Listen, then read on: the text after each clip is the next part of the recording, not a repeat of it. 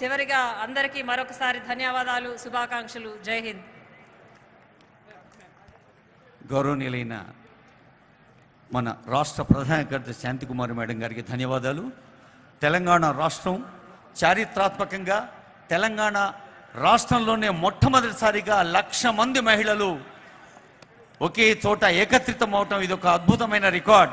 ఇందుకు కారకులు ప్రేరకులైన ముఖ్యమంత్రి, ఉప ముఖ్యమంత్రి, సంబంధిత శాఖ అమాత్యులు, పెద్దలందరికీ అందరూ ఒక్కసారి గట్టిగా కరతాళధ్వనులతో ధన్యవాదపూర్వక జేజేలు తెలియజేద్దామని తెలియజేస్తూ, స్వశక్తి మహిళా సదస్సు మహాలక్ష్మి అంటే ఏమిటో వివరిస్తారు మా వ్యాఖ్యాత్రి భార్గవి.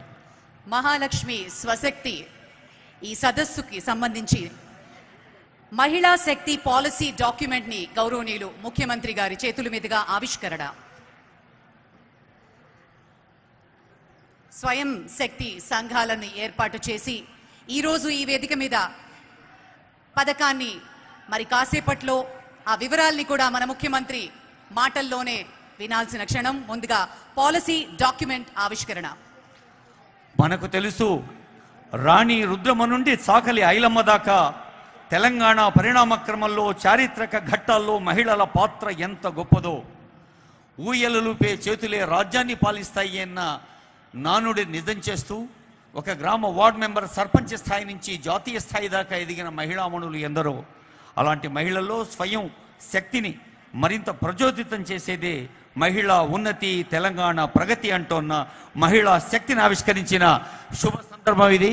ఈ ఆవిష్కరణలో మీరంతా కూడా పాల్గొన్నారు కాబట్టి గట్టిగా చప్పట్లు కొట్టి వేదిక పైన ముఖ్యమంత్రి, ఉప ముఖ్యమంత్రి, స్పీకర్ గారు, గౌరవ మంత్రివర్యులు, ఆనరబుల్ ఎమ్మెల్యేస్ ఎందరో ఉన్నారు.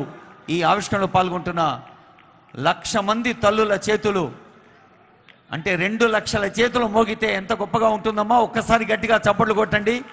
మీ కరతాళధ్వనులే మంగళధ్వానాలుగా, ఆశీస్సులుగా తెలంగాణ మహిళలందరికీ మంచి జరగాలని ఆశిద్దాం. ఆ లోగో చూస్తున్నాం మనందరం.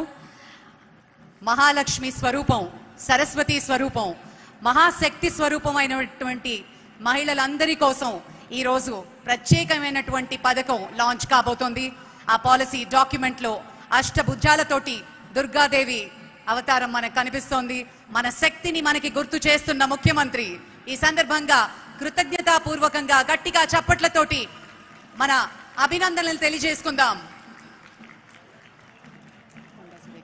ఎక్కడమ్మా నువ్వు లేనిది, ఏమిటమ్మా నీతో సాధ్యం కానిది అన్న పాటలాగా అన్నిట్లో తామే అయిన మహిళల్ని అభినందిస్తూ గౌరవనీయులైన అటవీ పర్యావరణ శాస్త్ర సాంకేతిక శాఖామత్యులు శ్రీమతి కొండా సురేఖ మేడం గారి అభినందన సందేశం. కొండా సురేఖ గారిని మాట్లాడవలసిందిగా సవినీయంగా కోరుతున్నాం. సభకు నమస్కారం.